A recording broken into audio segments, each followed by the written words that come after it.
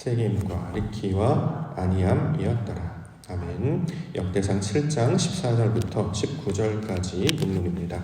므낫세의 아들들이라는 말씀의 제목입니다. 역대상 33번째 시간인데요. 오늘 본문에서는 므낫세의 아들들에 대하여 말씀하고 있습니다. 14절 다시 한번 보겠습니다. 14절에 므낫세의 아들들은 그의 아내가 낳아준 아스리엘과 그의 소실 아람 여인이 낳아준 길르앗의 아버지 마길이다. 자, 므낫세, 야곱의 손자였죠. 야곱의 아들이었던 요셉이 애굽에서 2명의 아들을 낳았는데 그 중에 한 명이 바로 므낫세였습니다. 다른 한 사람은 이제 내일 살펴볼 에브라임이었습니다. 자, 므낫세는 야곱의 직접적인 아들은 아니었으나 야곱이 아들로 받아주었다 이렇게 이야기하고 있습니다. 창세기 48장 5절에 보면 내가 애굽으로 와서 내게 이르기 전에 애굽에서 내가 낳은 2 아들 에브라임과 므낫세는 내 것이라 르우벤과 시므온처럼 내 것이 될 것이다 이렇게 증거하고 있습니다. 즉 지금까지 야곱의 아들들에 대한 기록들을 쭉 살펴봤는데 이제 야곱의 아들들뿐만이 아니라 요셉의 아들이었던 므낫세와 에브라임을 아들처럼 여겨서 자 이것을 기록하고 있습니다. 나중에 이 므낫세와 에브라임은 약속의 땅에 들어갈 때에 요셉을 대신하여서 또 레위 지파를 대신하여서 12지파 가운데 이 땅을 분배를 받게 되죠. 그래서 그 아들의 역할을 감당하는 일, 자 므낫세와 에브라임이었습니다. 오늘 이제 므낫세를 살펴볼 텐데요. 가장 먼저 우리가 살펴볼 수 있는 것, 야곱의 아들들, 즉 이스라엘을 우리가 살펴보면서 장자의 개념이 어떤 것인가를 쭉 우리가 살펴보았습니다. 장자. 첫째 아들이라는 이라기보다 아버지의 것을 물려받는 자를 이제 장자라고 부른다라고 했지요. 자, 아버지의 것을 물려받으려면 이제 조건이 있는데 아버지와 함께 있어야 될 것이고 또 하나는 땅을 이제 물려받을 수 있어야 할 것입니다. 그런데 우리가 요셉을 할 때도 살펴봤습니다만 요셉은 아버지와 함께 있을 수가 없었죠. 애굽으로 팔려갔기 때문입니다. 따라서 땅도 물려받을 수 없었습니다. 그럼에도 불구하고 성경은 그에 대해서 장자의 명분을 얻었다 이렇게 증거하고 있었습니다. 역대상 5장 1절에 보면 이스라엘의 장자 르우벤의 아들들은 이러하니라. 르우벤은 장자라도 그의 아버지의 침상을 더럽혔으므로 장자의 명분이 이스라엘의 아들 요셉의 자손에게로 돌아갔다. 자, 이렇게 해서 장자의 명분이 이스라엘의 아들 요셉의 자손에게도 돌아갔다. 자, 그 장자의 개념이 요셉에게도 미쳐지는 것을 가리키고 있는 말로 우리가 이 일을 이제 받았습니다. 아버지와 함께 있을 수 없었지만, 그래서 땅을 물려받을 수 없었지만, 동일하게 다른 아들과 동일한 조건과 과정을 통해서 아버지의 것을 그대로 물려받는 장자, 자, 아들이 되었다라는 뜻이 될 것입니다. 자, 그런데 오늘의 본문은 이제 요셉을 말하는 게 아니고 요셉의 아들들이에요. 정확하게 이제 야곱의 손자들에 해당하겠죠. 근데 놀라운 것은 이 므낫세, 야곱의 손자에 해당하는 므낫세도 아들이 될 수 있었다를 이제 지금 성경에서 보여주고 있죠.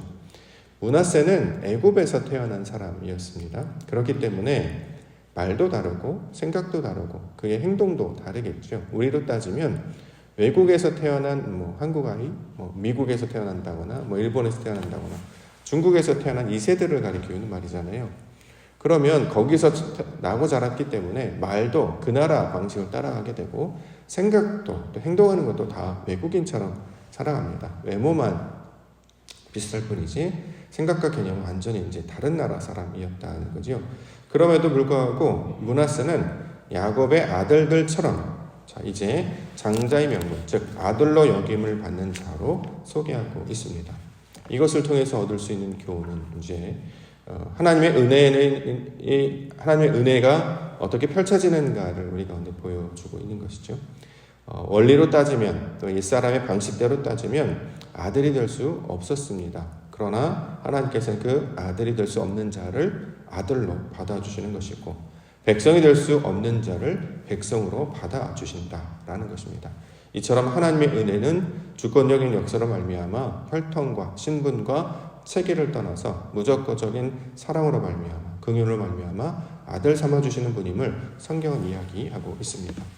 이 이야기를 우리 이제 듣는 자들을 생각해 볼 때에 그들이 받았을 은혜, 그들이 받았을 감동을 우리가 떠올릴 수 있겠죠.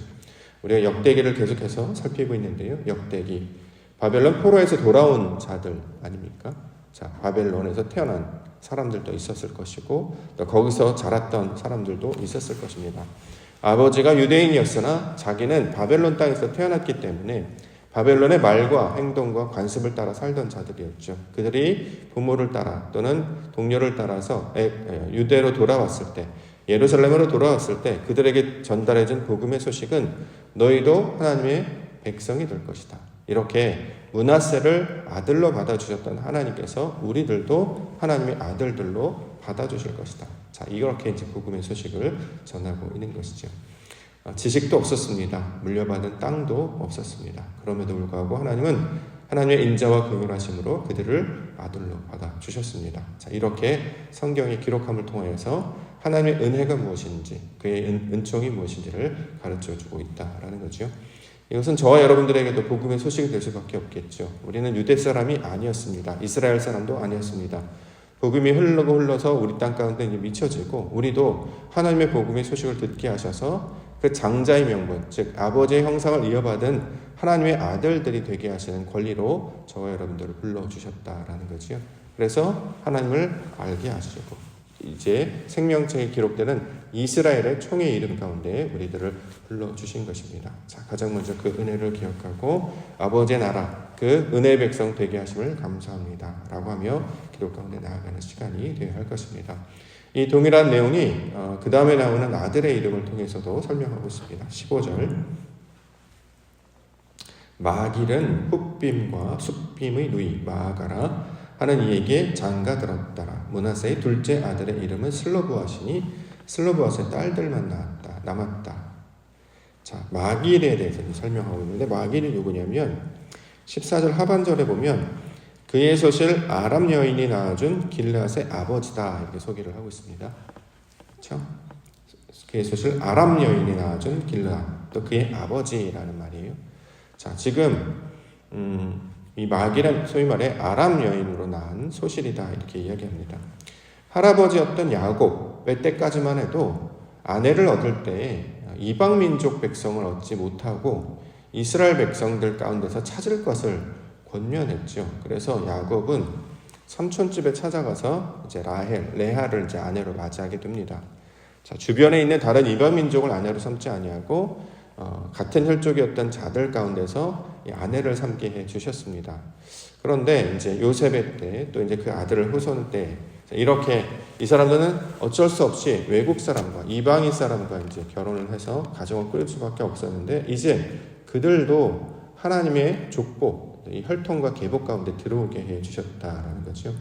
그래서 므낫세 또 그 후손들도 이제 이름이 기록되는 은혜를 경험하게 되는 것입니다. 하나님의 은혜가 유대 백성에게만 한정되지 아니하고 이제 점차 확장되고 있음을 우리 가운데 보여주고 있는 것이죠. 하나님께서는 우리 가운데 그 지경을 넓혀주셔서 하나님의 긍휼하심과 은혜가 무엇인지를 계속해서 보여주셨습니다.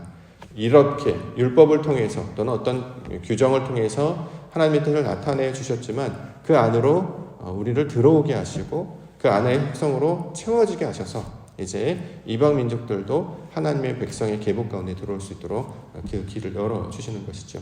자, 이런 일이 있어야 역대기의 말씀을 듣는 외국에서 태어난 자들이 말씀을 듣고 이것을 기쁨의 소식, 복음의 소식으로 받을 수 있을 것입니다.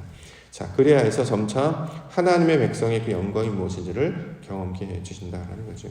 우리에게도 세상 가운데 살아가면서 어떤 이방인의 생각들, 세상적인 교훈들을 따라갈 때가 많은데 그럼에도 불구하고 우리 하나님은 마다하지 않으시고 언제나 저희를 부르셔서 하나님의 자녀 삼으시기를 기뻐하신다라는 것입니다. 성경에도 보면 제자들을 부르실 때 끝까지 사랑하시는 하나님, 백성이 아닌 자에게서 백성이 되게 하시는 그 놀라우신 하나님의 역사를 계속해서 우리에게 설명하고 있는데요.